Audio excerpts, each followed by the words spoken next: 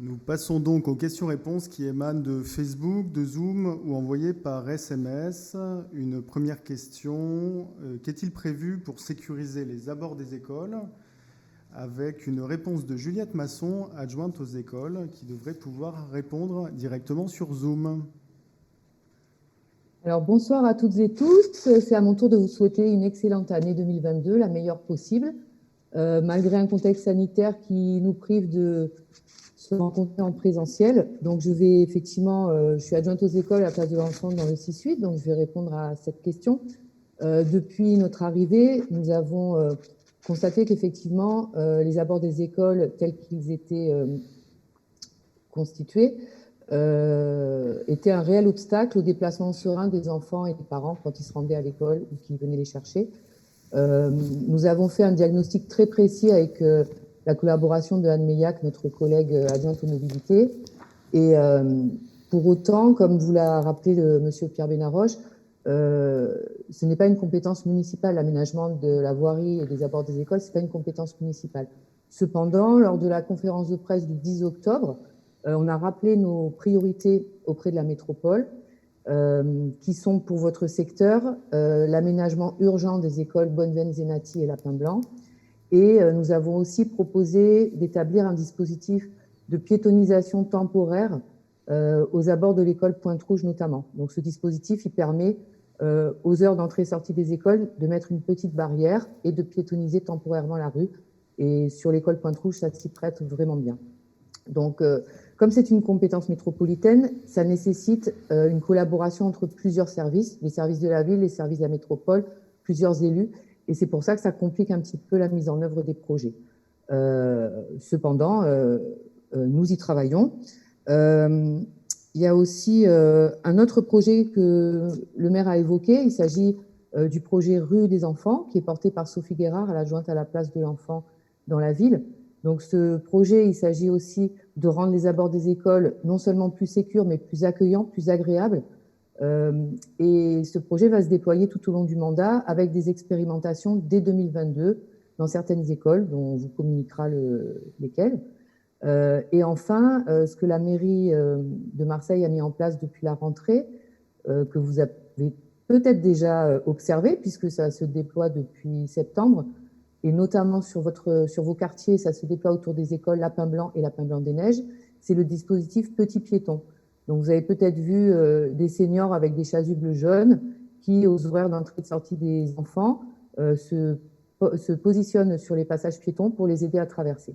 Voilà, c'est un dispositif qui va se déployer, et donc parlez-en autour de vous, parce que si vous connaissez des personnes qui seraient intéressées, nous sommes preneurs. Voilà, alors même si le contexte sanitaire freine un peu quand même la mise en œuvre de ces projets, en tout cas, elle ne ralentit pas notre détermination et notre enthousiasme pour répondre à vos besoins qui, je sais, sont nombreux. Voilà, je vous remercie. Nous avons une deuxième question relative à la démocratie. En termes d'instances de démocratie, quelles avancées? Comment rejoindre le comité d'initiative et de consultation du 8e arrondissement?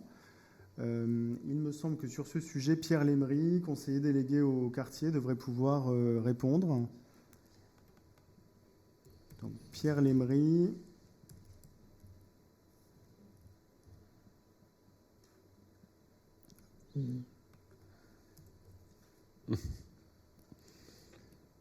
Ça y est. Non, sans le micro, Pierre Lémery. Et on ouvre le micro de Pierre Lémery à l'instant. Ok, c'est bon, vous m'entendez?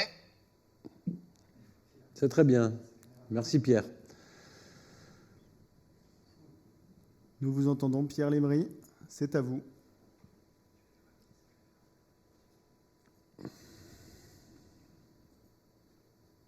Bon. On va peut-être passer à une autre question avant que... Attendez là. Pierre Lémery, nous vous entendons. Oui, madame. Bon, nous allons donc passer à une question suivante. relative au sujet du logement social. Donc, quelqu'un sur Facebook salue que c'est une bonne chose de développer le logement social, mais pose des questions sur l'attribution de ces logements. Monsieur le maire.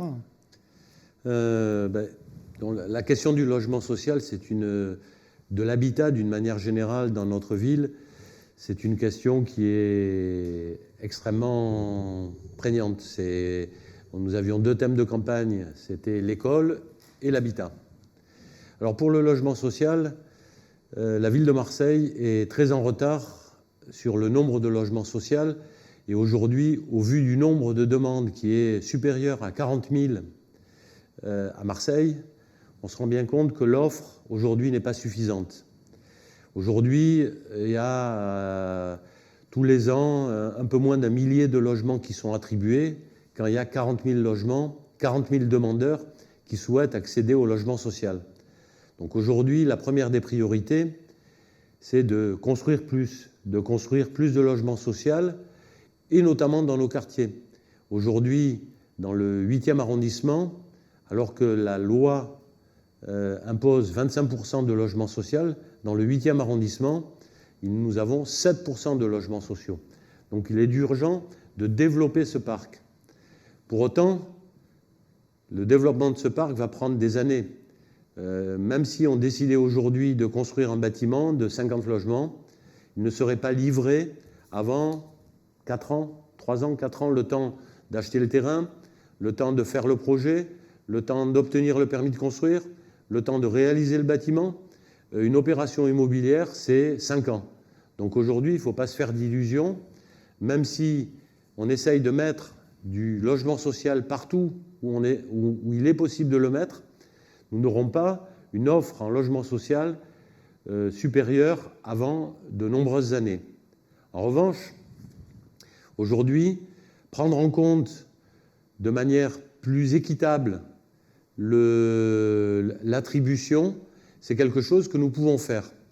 D'ailleurs, c'est une obligation de la loi. Aujourd'hui, il est obligatoire pour les collectivités qui attribuent des logements sociaux d'avoir un système de critères qui permettent de prendre en compte aussi bien la situation des familles que, disons, avec leurs revenus évidemment, mais de prendre en compte l'urgence et la situation personnelle dans laquelle elles peuvent se trouver, un divorce, des problématiques de violence familiale, ou même la durée depuis laquelle cette famille a déposé un dossier. Donc aujourd'hui, jusqu'à présent, les attributions se passaient, même si c'est un peu simpliste ou simplificateur, c'était peut-être un petit peu à la tête du client. Aujourd'hui, la réforme qui a été mise en place par la ville va critériser toutes les demandes de tous les demandeurs et sera attribué le logement en fonction du demandeur qui aura eu le plus grand nombre de points. Donc le barème sera publié et public dans les prochains mois. Et ce qu'on peut également ajouter, c'est que les dossiers seront anonymisés, c'est-à-dire qu'il n'y aura pas de traitement personnalisé.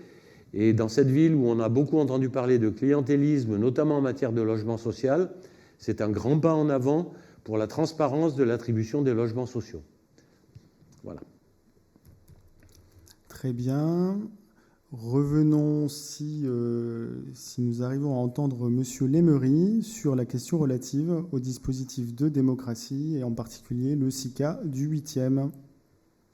Oui, bonsoir à tous. Donc, tout d'abord, mes meilleurs vœux pour cette année 2022. Là, j'espère que vous les entendez. Alors, les SICA, c'est les comités d'initiative et de consultation d'arrondissement. C'est une institution, c'est une chose, un objet démocratique qui a été mis en place par la loi Paris-Lyon-Marseille, avec un SICA par arrondissement ou par groupe d'arrondissement. Alors, le parti que l'on a adopté dans le 6-8, compte tenu quand même des différences qui existent entre les deux secteurs et puis aussi de l'ampleur du territoire à couvrir, on a créé 2 comités. Hein, alors, qui participe, qui vient dans ces comités? Ben, c'est toutes les associations qui ont leur siège dans l'arrondissement et qui travaillent sur l'arrondissement peuvent demander à adhérer et venir aux réunions. Il y a déjà eu 3 réunions qui ont eu lieu pour la mise en place, pour définir les modalités, les règlements intérieurs, etc., de fonctionnement de l'association. Alors, ce que peut faire le SICA a la possibilité, 4 fois par an, d'interpeller le conseil des arrondissements pour poser une question sur une thématique qui peut être l'urbanisme, la circulation, la propreté, les écoles, etc., etc. Donc, c'est des questions qui sont posées au conseil de secteur, à la mairie d'arrondissement, un petit peu à l'avance pour qu'on ait le temps de regarder et de vous formuler en séance du conseil les réponses ou les éléments de réponse aux questions qui ont été soulevées. Donc, il y a un certain nombre d'associations, notamment des comités d'intérêt de quartier qui y participent. Et bien évidemment, nous sommes tout à fait favorables à élargir ces comités, sachant que c'est un des éléments pour améliorer la démocratie et associer les citoyens, les citoyennes au fonctionnement et à la vie, à l'action de la mairie de secteur. Voilà. Je vous remercie. Nous allons maintenant passer à la question suivante qui émane de Facebook, de Mireille Auchin. Une question, ou plutôt un désir. Un grand centre municipal d'animation dans le quartier Bonneveine, c'est pour quand? Je pense que Alexandra D'Agostino peut répondre à cette question, adjointe déléguée au centre d'animation et à la vie associative.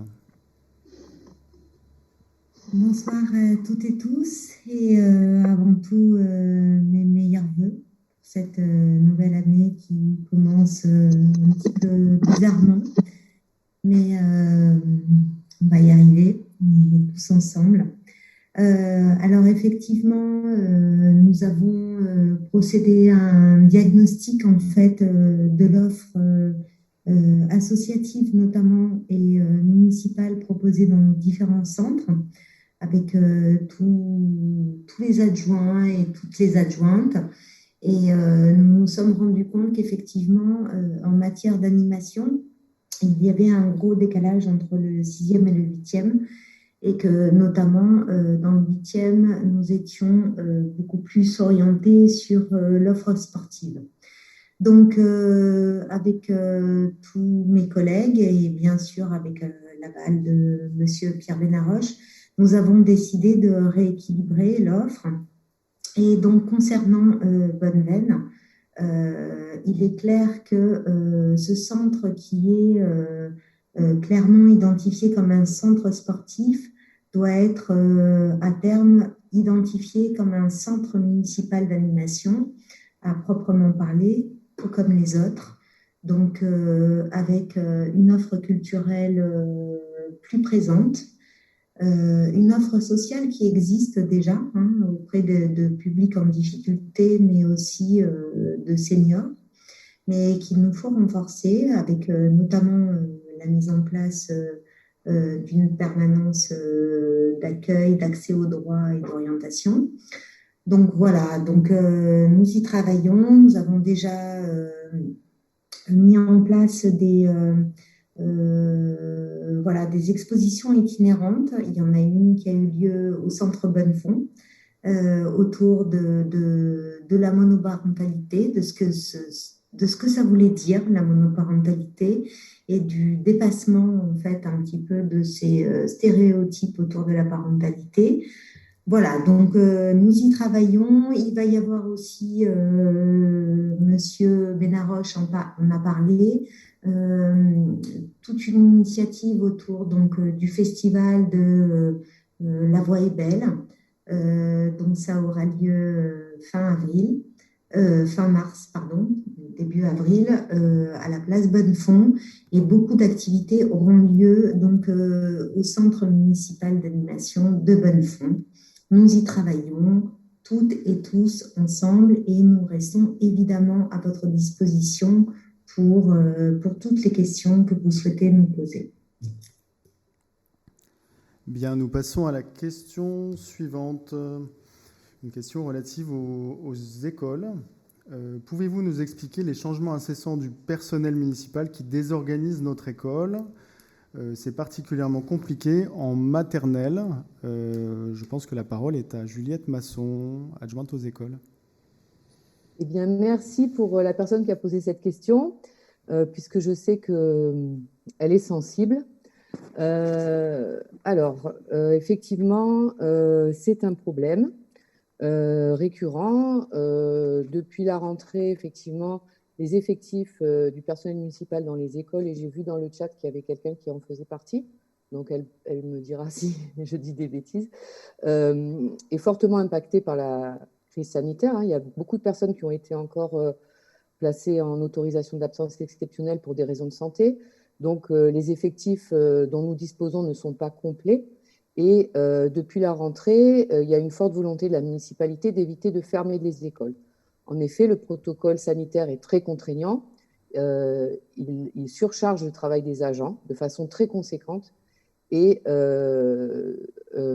du coup, il se peut qu'en cas d'absence de personnel suffisant pour effectuer le protocole sanitaire, la cantine, voire l'école complète, puisse être fermée. C'est ce qui s'était produit l'année dernière à plusieurs reprises.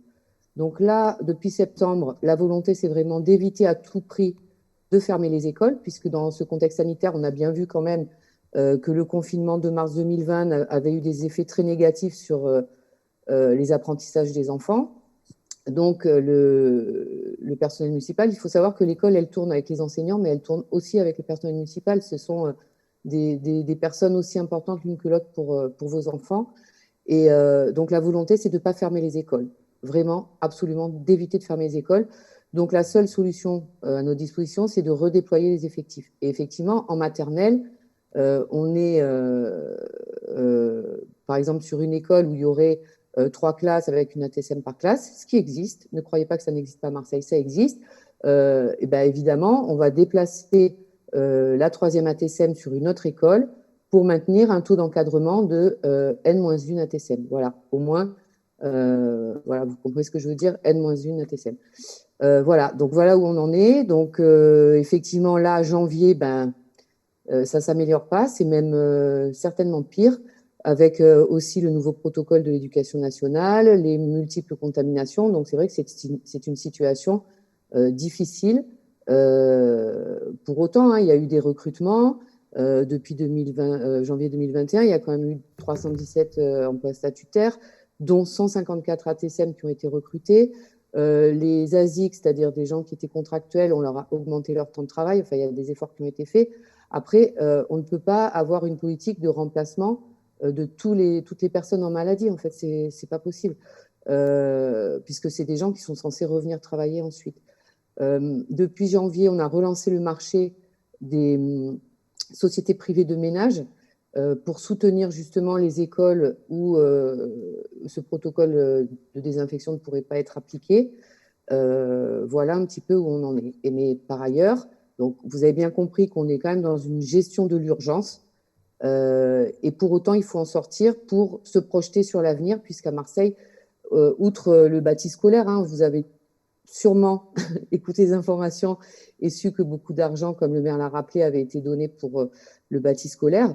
L'autre enjeu de la réforme de l'école, c'est la réorganisation des services de l'éducation. Et ça, c'est quelque chose qui va prendre du temps, qui impacte le fonctionnement, le temps de travail des agents, le contenu des postes, les missions des ATSM. Et ça se fait dans une démarche participative avec les syndicats. Donc, c'est un travail de longue haleine. Mais là encore, c'est notre volonté absolue d'améliorer les conditions de travail des agents de façon à améliorer la vie de vos enfants, en fait, dans les écoles. C'est ça l'enjeu. C'est un travail sur la pause méridienne, sur les temps scolaires. Voilà. Voilà où on en est. Est-ce qu'il y a d'autres questions relatives à ça ?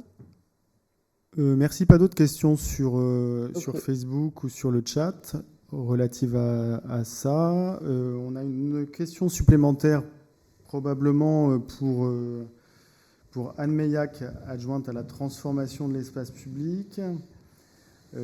C'est une question de Amaury Heurtaud sur Facebook. Et concernant l'état des pistes cyclables dans le secteur, on est à l'âge de pierre dans le domaine et ces pistes sont mal entretenues et desservent des parkings dans 80% des cas. Comment avancer plus vite avec la métropole sur ce sujet? Madame Meillac, c'est à vous. Bonsoir à tous et à toutes. Et à mon tour, je vous souhaite le meilleur pour cette année qui démarre. On va continuer à être solidaires pour cela. Est-ce que vous m'entendez bien? Oui, absolument. Ok.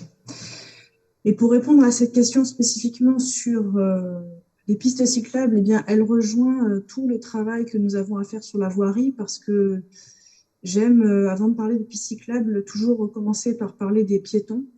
On a une situation dans nos quartiers du sud du 8e, comme dans malheureusement énormément de quartiers dans Marseille, si ce n'est tous, la question déjà de pouvoir marcher dans notre ville avant de pouvoir rouler à vélo.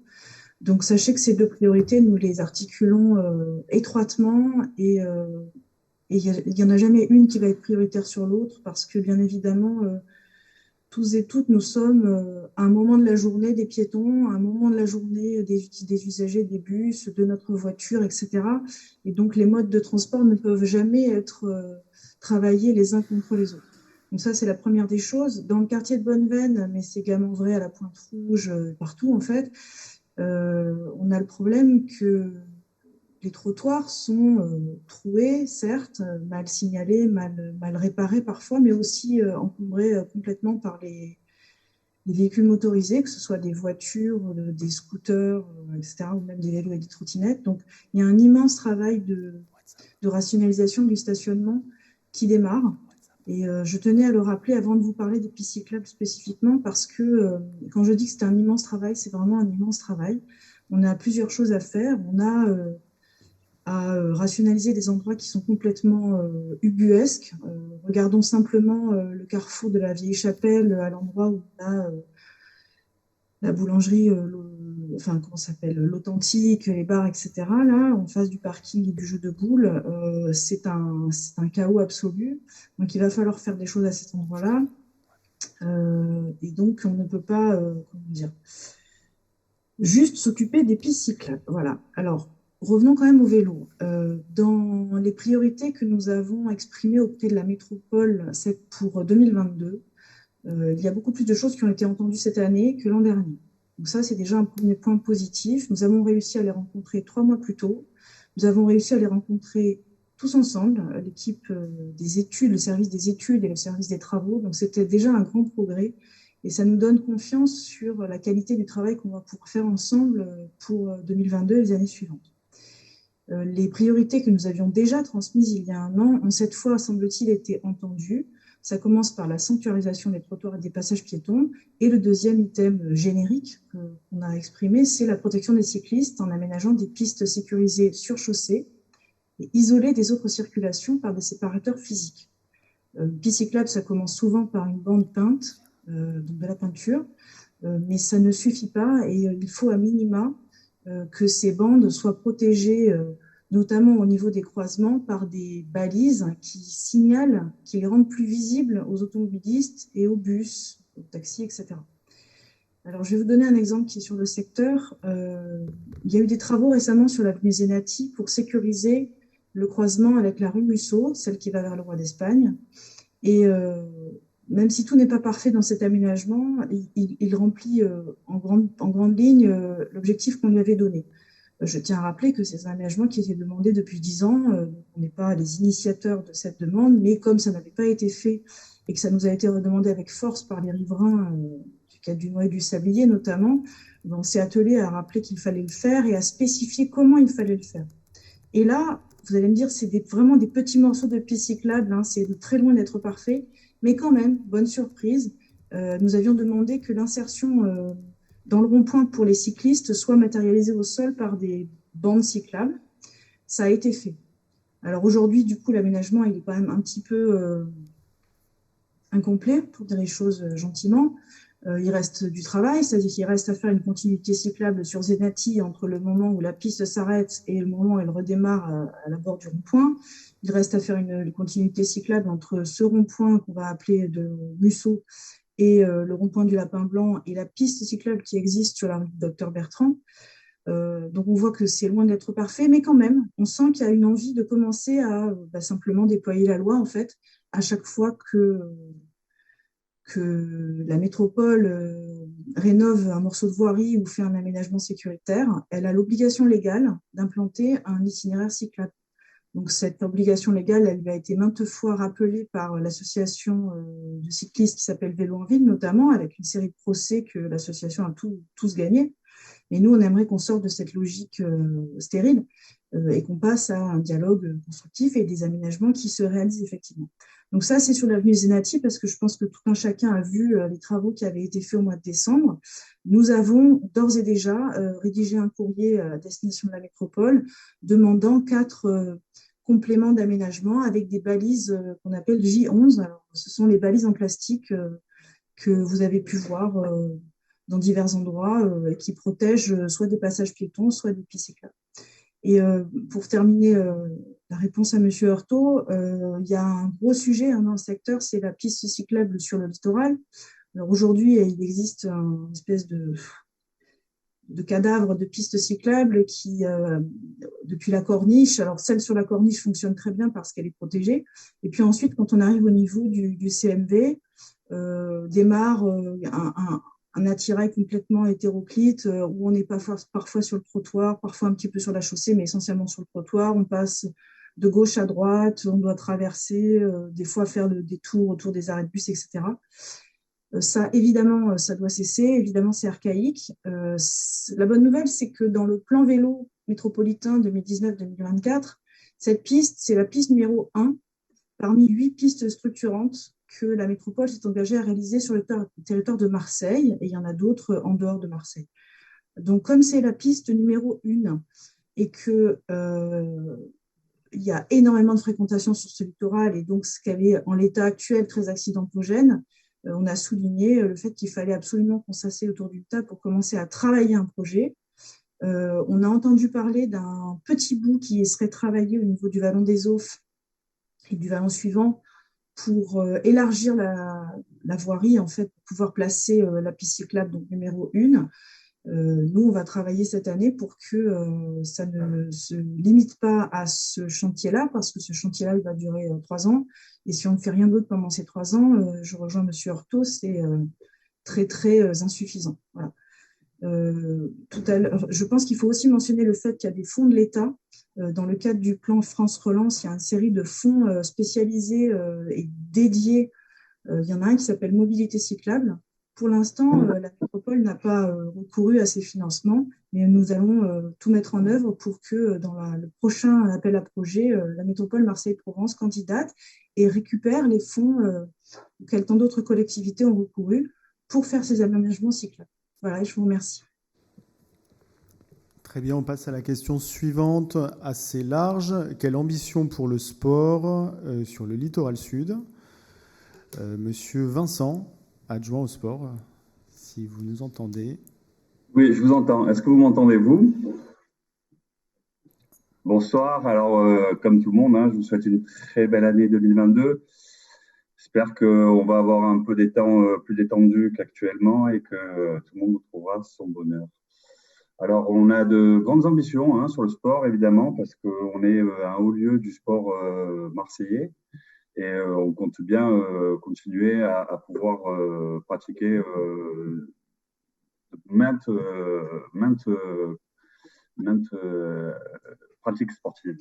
Donc, pour la mairie de Marseille 6-8, on va mettre en place, on va continuer les animations Portez-vous bien, qui vont être toujours gratuites et sur tout le littoral, mais pas que. On va faire, on va multiplier les offres. On va essayer d'être un peu partout. On va être dans le 6e aussi, évidemment.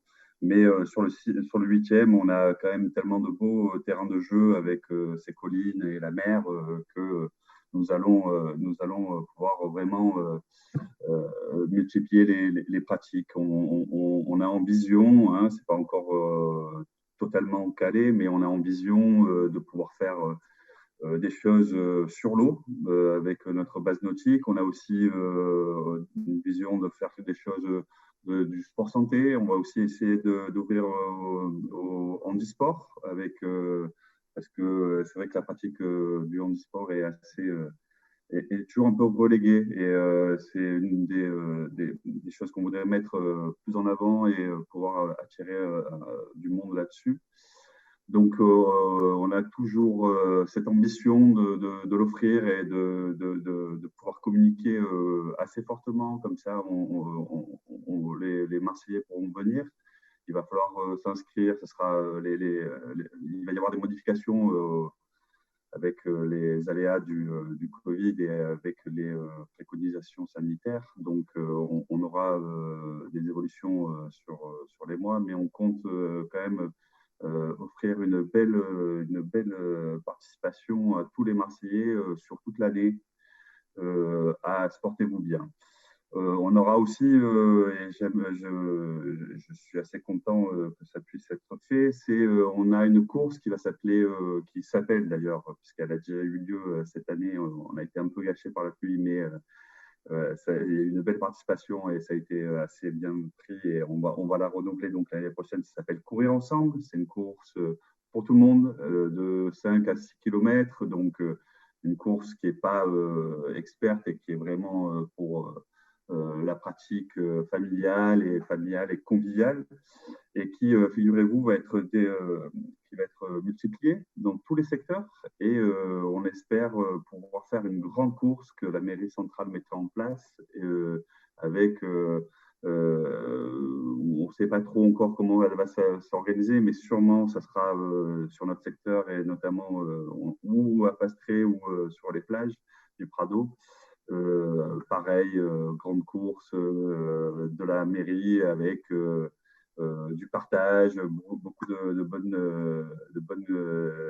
la joie et de bonnes pratiques. Donc voilà, on va renouveler aussi Courir Ensemble. Donc ça, c'est un peu la pratique, mais vous savez qu'on a aussi des structures et malheureusement, on en pâtit aussi de ces structures qui sont un peu vieillissantes. Donc on a aussi une ambition sur le sport, puisque par exemple, nous, on commence là en janvier la réfection du stade Jean-Bouin, qui se trouve derrière le parc Aurélie. Grande rénovation du stade de rugby et de la piste d'athlétisme, qui est un des joyaux du 8e, puisque on a plus de 600 participants qui font du rugby toute la semaine dessus. On a notre équipe élite de Marseille qui se trouve en National 2, qui pratique là aussi. Donc, on fait un renouvellement de cette pelouse, de cette piste qui était aussi dans un piteux état. On essaye de mettre en place aussi on a une piscine qu'on n'utilise qu'en juillet et août. Et on est en train de voir si on ne peut pas la mettre ouverte plus longtemps dans l'année et comme ça pouvoir ouvrir des lignes parce qu'on manque cruellement de lignes sur Marseille et sur le 8e aussi. En plus, c'est une piscine un peu comme Lumini, c'est des piscines qui parlent aux Marseillais, puisqu'on y est tous allés quand on était jeunes et qu'elle est sous-utilisée et que quand on sait que les piscines sont au même niveau que les écoles publiques, voilà, on va essayer de s'atteler. On a aussi l'ambition de rendre le skatepark qui est au bol, qui est sur les plages, qui va être un skatepark, on l'espère, on touche du bois, c'est en train de se faire, un skatepark d'entraînement pour les JO 2024, donc avec beaucoup d'événements, il va y avoir le Pro Bowl qui est retransmis sur France 3, etc. Et on va essayer de pouvoir un peu renouveler les alentours, etc., avec un peu de financement pour les JO 2024. Donc, on a la base nautique du Rocas Blanc qui est aussi en train de faire un sérieux lifting.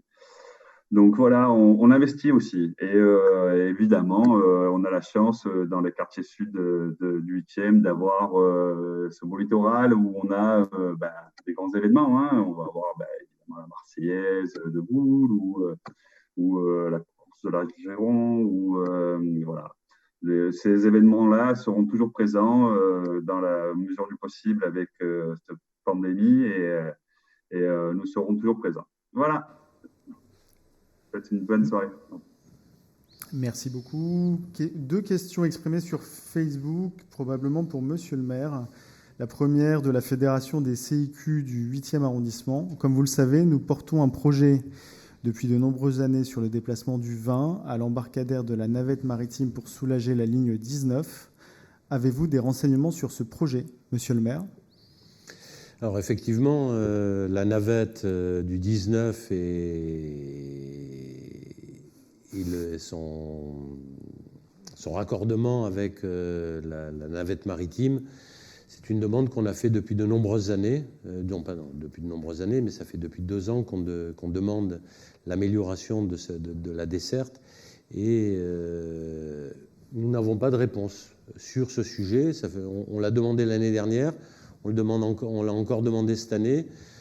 Pour l'instant, on n'a pas de retour. Ce qui est sûr, c'est que la RTM, d'abord, était assez satisfaite, quand on a rencontré sa présidente, Madame Pila, était assez satisfaite du fonctionnement du 19, du 20, de cette petite navette, et qu'elle avait presque l'air étonnée de constater que quand on mettait des navettes aux bons horaires et en nombre suffisant, il y avait des gens qui rentraient dedans et que, quelque part en plus, ça permettait de soulager la pression automobile sur le littoral. Donc, dans la discussion qu'on a eue avec elle, on a abordé effectivement ce sujet. On a aussi abordé le sujet de l'amplitude horaire, parce que accéder au littoral sud, accéder à Callongue ou au Goude, ça ne se termine pas à 18h ou à 19h ou à 20h ou même à 22h. Aujourd'hui, on a des problématiques de retour de nuit et d'avoir des bus de nuit, comme il en existe quelques-uns à Marseille, sur un certain nombre de lignes. Donc aujourd'hui, parmi les échanges qu'on a eus avec la RTM, c'était donc effectivement ce point de la mise en place d'un bus de nuit qui serait on aurait le 83 qui arrive des Catalans, ils ont une ligne sur le littoral qui irait et qui prendrait le relais du 19 à partir du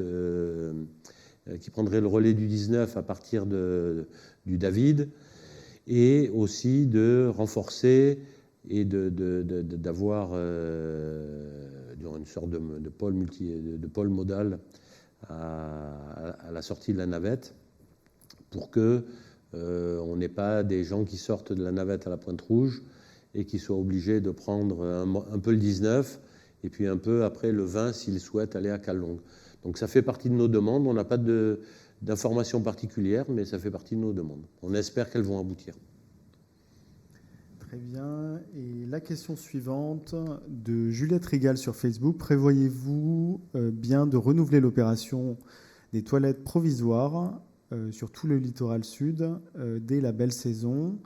Ça avait été très utile l'année dernière et bien sûr, l'idéal serait de les transformer en WC permanents. Alors, en tant que mairie de secteur, les transformer en WC permanents, ça, c'est pas dans nos compétences. Déjà que installer des WC sur l'espace public, même provisoire, ce n'est pas de notre compétence. Alors des WC définitifs, encore moins. Alors, comme je l'ai dit tout à l'heure, tous les WC qu'on a installés sur ce littoral ont été énormément appréciés. Et tout le monde a reconnu qu'ils avaient été extrêmement utiles. Pour autant, c'est une dépense qu'on a pu réaliser parce qu'on sortait d'une année Covid et qu'il y avait beaucoup de ce qu'on appelle le reliquat dans le budget de la mairie qui nous ont permis de financer l'installation de ces WC.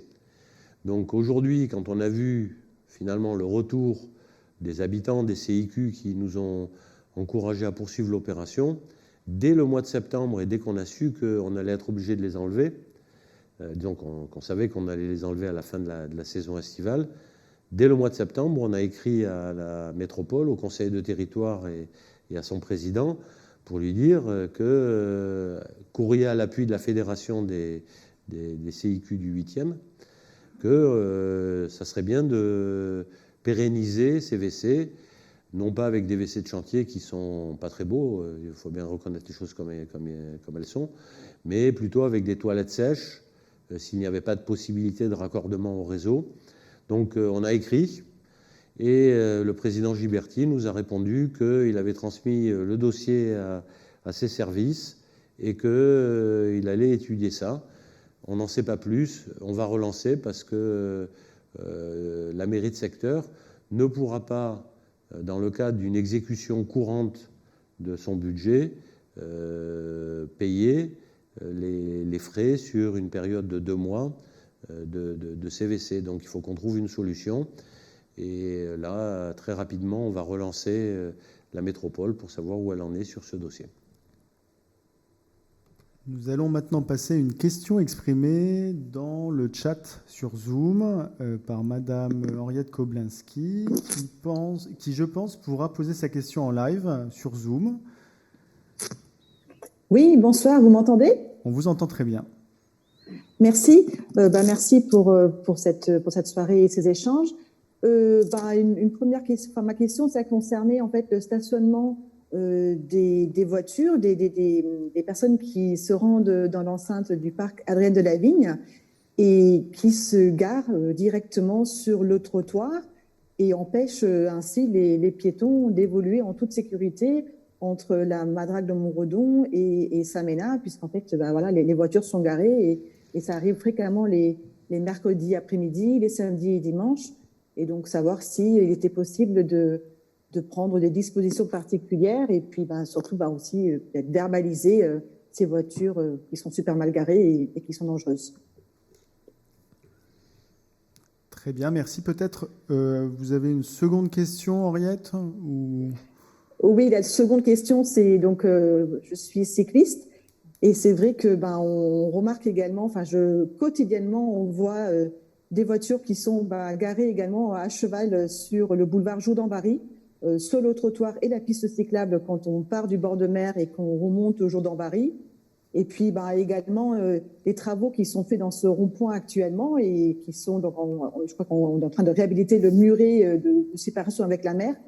Je regrette que les travaux n'aient pas permis d'élargir la voie la voie pour les piétons et qu'on n'ait pas pu rajouter non plus une bande, ne serait-ce qu'une bande pour matérialiser également le passage des cyclistes dans le rond-point pour rejoindre ensuite la piste cyclable qui est sur trottoir, entre trottoir et voitures garées le long de la Pente Rouge.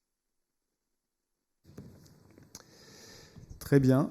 Merci beaucoup, Monsieur le maire. Bon, vous avez eu, Madame Koblinski, des réponses de Anne tout à l'heure qui concernaient le vélo. Aujourd'hui, ce qu'on constate quand même aujourd'hui beaucoup, c'est l'incivilité. L'incivilité, effectivement, qui pousse des voitures à stationner sur le trottoir, où on a un manque de respect des usages des piétons, des cyclistes, les voitures même entre elles. Aujourd'hui, si on arrivait à travailler de manière concertée avec la métropole, qui nous répond aujourd'hui, certainement à juste titre aussi, il ne faut pas non plus tout rejeter, en nous disant il faudrait que vous verbalisiez plus. C'est sûr, il faudrait qu'on verbalise plus, et sur ce trottoir entre la Madrague Montredon et l'arrivée dans Saména, il y a des voitures qui sont garées en permanence dès qu'il y a un peu une affluence, et qu'il faudrait qu'on verbalise. Et on va le faire. On va le faire. Ceci étant, la sécurisation de la circulation, elle ne pourrait se faire que par des potelets qui interdiraient physiquement la circulation. On pourrait imaginer à cet endroit aussi, qui est assez large, matérialiser une piste cyclable sécurisée, avec une bordure, puisqu'il y a largement la place de le faire. Ça, à la fois, ça sécuriserait une piste cyclable, ça empêcherait le stationnement sur le trottoir, et donc ça sécuriserait la circulation des piétons. Aujourd'hui, on a une police municipale qui va être développée, puisque l'engagement que nous avions pris, c'était de multiplier par 2 les effectifs de la police municipale lorsque nous sommes arrivés. Les effectifs de la police municipale, c'est 435 pour l'ensemble de la ville. Donc là, aujourd'hui, dans le courant début 2022, il va y avoir une 60aine de policiers supplémentaires qui vont être affectés à Marseille. Donc, ils vont être intégrés les effectifs de la police municipale. La police nationale, de son côté, va avoir un renfort de 300 policiers dans les 3 ans et d'une centaine, alors il n'y en aura pas une centaine à l'été, mais il y en aura déjà 60 ou 80, d'après ce que je sais, puis une vingtaine ou une trentaine d'ici la fin de l'année 2022. Donc aujourd'hui, il faut que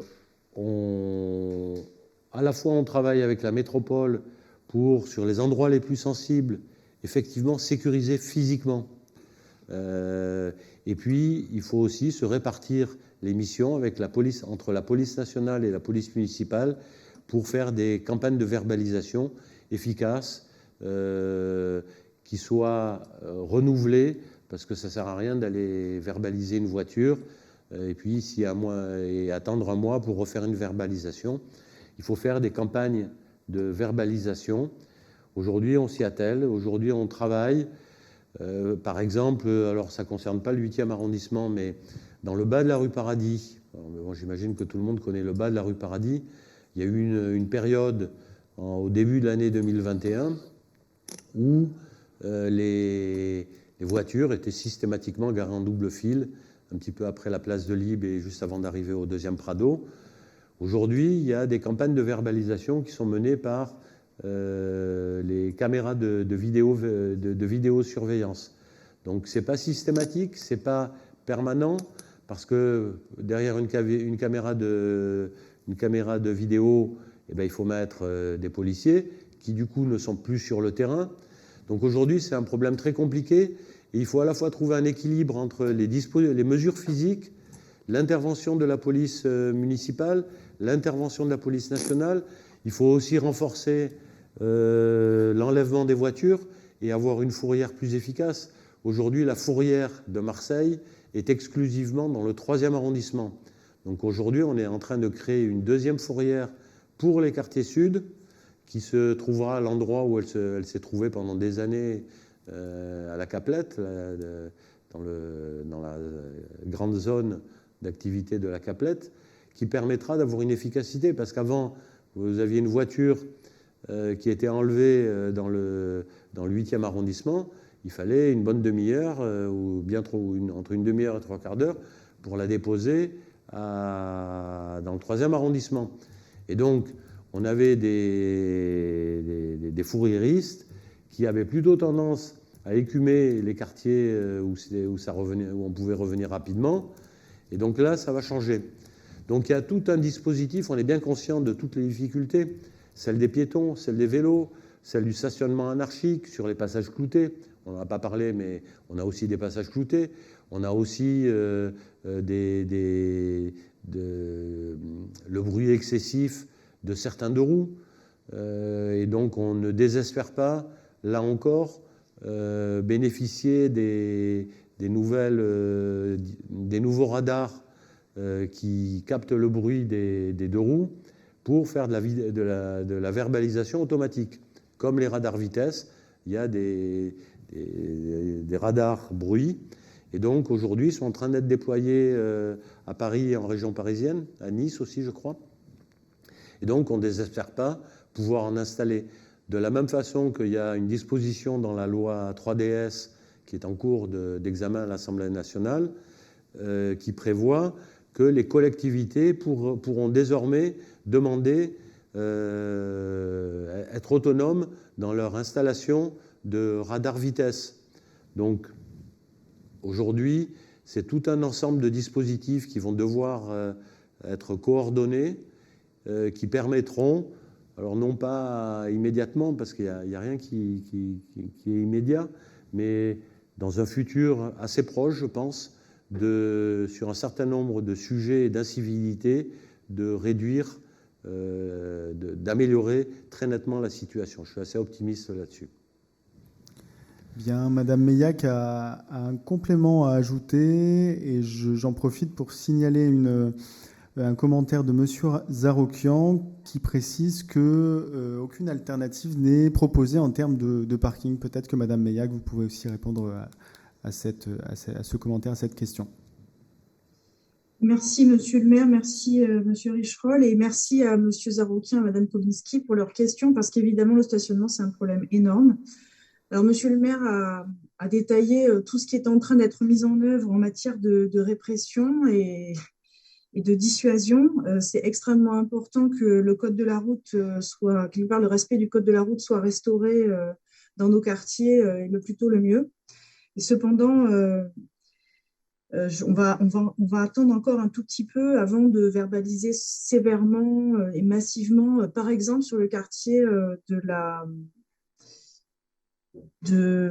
Vieille Chapelle ou même le boulevard Jourdan-Barry dont vous parliez, Madame Kubinski, parce que ce qu'on est en train de faire, c'est d'essayer de trouver un savant équilibre entre la répression, l'alerte et puis des solutions qu'on propose aux habitants. Donc, ce qu'on a mis en priorité, c'est, Monsieur le maire l'a rappelé tout à l'heure, qu'il y ait plus de bus sur le littoral sud. Et l'été dernier, il y a eu des fréquences sur le littoral sud proposées par la RTM qui étaient enfin à la hauteur de ce que ça doit être en milieu urbain sur les périodes de forte fréquentation. Donc, on avait un bus toutes les 4-5 minutes sur le littoral sud et on a vu, tout le monde, je crois, nous a dit à peu près la même chose. On a tous constaté qu'il y avait un peu moins d'embouteillage que l'été précédent sur le littoral sud. Donc, ça fonctionne. Une fois qu'on a permis aux gens de circuler plus en bus, et Dieu sait que ça ne suffit pas, puisqu'il faut que ces bus y soient présents toute l'année. Donc, on a déjà revu Madame Kila et ses collègues de la RTM pour lui demander de travailler à une augmentation des fréquences aux heures de pointe toute l'année sur les lignes structurantes du secteur. Ensuite, il faut aussi leur permettre de circuler en vélo. Donc, on a un peu parlé tout à l'heure des pistes cyclables et c'est un travail constant de notre côté de faire en sorte qu'on ait enfin des pistes cyclables sécurisées dans notre secteur. Une fois que les gens peuvent circuler en bus, une fois qu'ils peuvent circuler en vélo, alors ils peuvent laisser tomber leur voiture ou la laisser au garage. Mais encore faut-il qu'il y ait un garage. Et donc là, je passe le message un petit peu solennellement à tous les habitants de nos quartiers.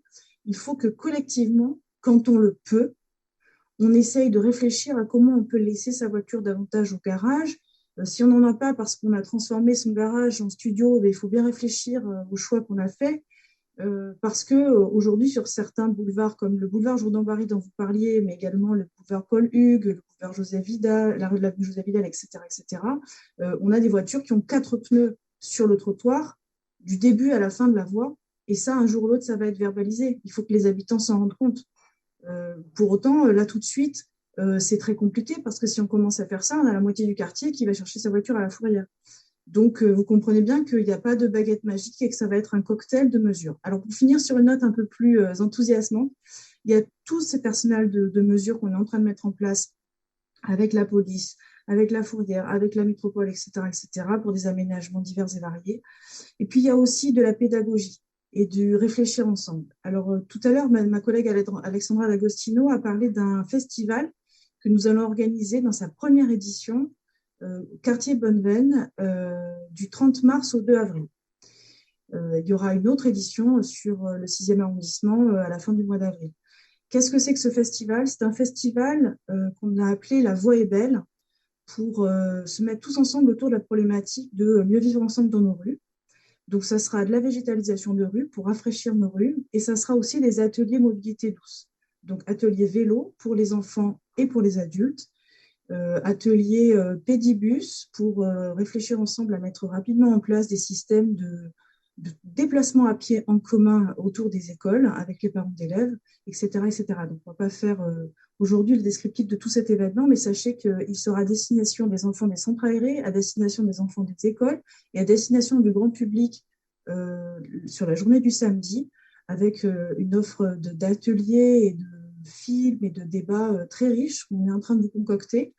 Donc ce jour-là, on vous invite à se retrouver autour de ces problématiques de mobilité pour continuer à travailler sur ce qu'on aura pu faire de concret dans le cadre de nos responsabilités quotidiennes d'ici là. On vous présentera les projets et puis travailler sur la suite, venir ensemble embellir les rues et dessiner les rues du futur.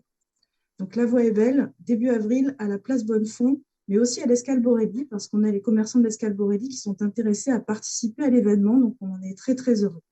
Voilà, je vous remercie beaucoup et je vous souhaite une bonne soirée. Je rends la parole à Monsieur Richaud. Il me semble que nous n'avons plus de questions. Donc les questions peuvent continuer sur Facebook après ce live. Monsieur le maire, le mot de la fin vous revient. Écoutez, malgré les conditions qui n'ont pas permis qu'on puisse se réunir en présentiel, ça aurait été quand même bien mieux. On n'a pas pu le faire l'année dernière, on ne le fait pas cette année encore. Malgré cela, je suis quand même très heureux d'avoir pu vous rencontrer, être avec vous. Il était important qu'on conserve ce rendez-vous. L'année dernière, on ne l'a pas fait. Cette année, on souhaitait malgré tout, et quel que soit le contexte, le faire. Parce que quand on vous dit qu'il est important de se parler, d'échanger, de se comprendre, de se rencontrer sur tous les sujets, eh bien, ça commence par là, ça commence par les vœux, ça commence par se souhaiter une bonne année. Et c'est ce que je vais faire, une nouvelle fois. Une bonne année, une bonne santé, à vous-même, évidemment, et puis à votre famille et à vos proches. Et à très vite, et cette fois-ci, je l'espère, en présentiel et en pouvoir se rencontrer pour de vrai. Je vous souhaite une bonne soirée. Merci de votre attention et à bientôt. Au revoir.